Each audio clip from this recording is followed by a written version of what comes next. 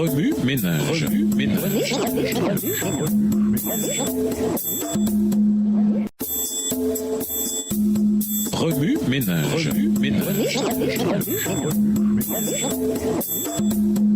Bienvenue dans votre émission Remue ménage. Voilà la leçon 7. Matthieu 24 et 25.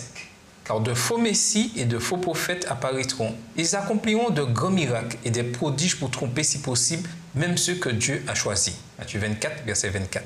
Avec un prisme, on peut déformer ou modifier une image simplement en le plaçant devant l'objectif de la caméra et en le tournant.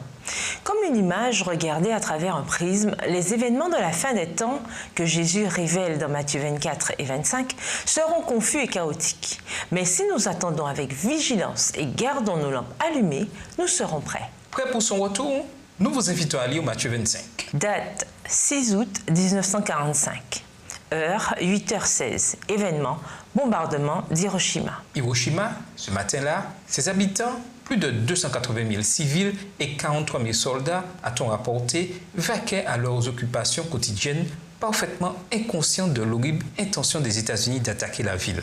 Alors que les Japonais ne s'y attendaient absolument pas, un bombardier B-29 transportant une bombe atomique a lancé une frappe mortelle. Les habitants de cette grande ville étaient-ils préparés à cette attaque? Qu'est-ce qui aurait pu les empêcher d'être victimes de cette bombe atomique d'une technologie supérieure? Qu'est-ce qui aurait pu les avertir de la destruction totale de cette ville? En sera-t-il de même pour nous alors que nous attendons la fin du monde qui se produira au retour de Jésus? Jésus a dévoilé les signes des temps par des paraboles qui nous donnent un aperçu spécifique de la prophétie sur la fin des temps. Vous souvenez-vous de la parabole des 10 vierges dans Matthieu 25, versets 1 à 13 et de celle des talents dans Matthieu 25, versets 14 à 30? Jésus voulait que nous sachions qu'il allait revenir. Dans Matthieu 24, verset 25, il déclara « Écoutez, je vous ai averti à l'avance. » Jésus s'attend à ce que nous lui fassions confiance et croyons en sa sûre parole de la prophétie afin d'être prêts alors que nous voyons s'approcher le jour. Pour nous garder de la supercherie, des distractions mondaines et des fausses alarmes spirituelles, nous devons chaque jour sonder et serrer dans notre cœur la parole qui nous apprend comment veiller et prier. Certains peuvent quand même demander comment savoir avec certitude que les paroles de Jésus méritent notre confiance. Nous le savons parce que la parole dit au commencement de toute chose, la parole existait déjà. Celui qui est la parole était avec Dieu et il était Dieu. Jean 1, verset 1. Il est impossible que Dieu mente. Hébreux 6, verset 18. Donc Jésus, qui est la parole que mentionne Jean 1, verset 1, a créé la terre et tout ce qu'elle contient. Sur la terre, il a vécu sans péché et a fait l'expiation parfaite pour les péchés de toute l'humanité en répandant son sang et en donnant sa vie sur la croix.